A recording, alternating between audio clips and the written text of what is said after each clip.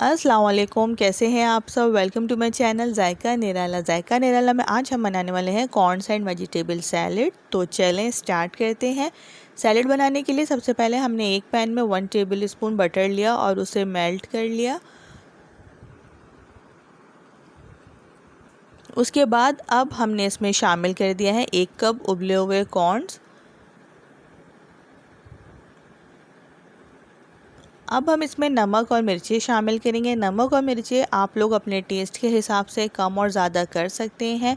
मैंने half tea spoon नमक और हाफ़ टी स्पून कुटी हुई लाल मिर्ची इसमें शामिल की हैं। मिर्ची और नमक डालने के बाद हम इसे 1 से 2 मिनट पकाएंगे। उसके बाद मैंने एक बाउल में एक बड़ा वाला खीरा, 2 दरमियाने साइज़ वाली गाजर और एक छोटी वाली प्याज को कट कर लिया है। उसके बाद अब हम इसमें शामिल करेंगे लेमन जूस।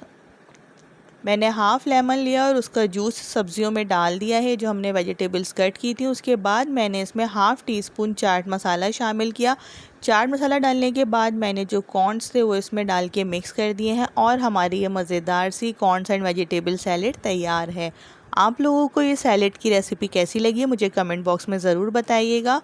अल्लाह हाफ़िज़।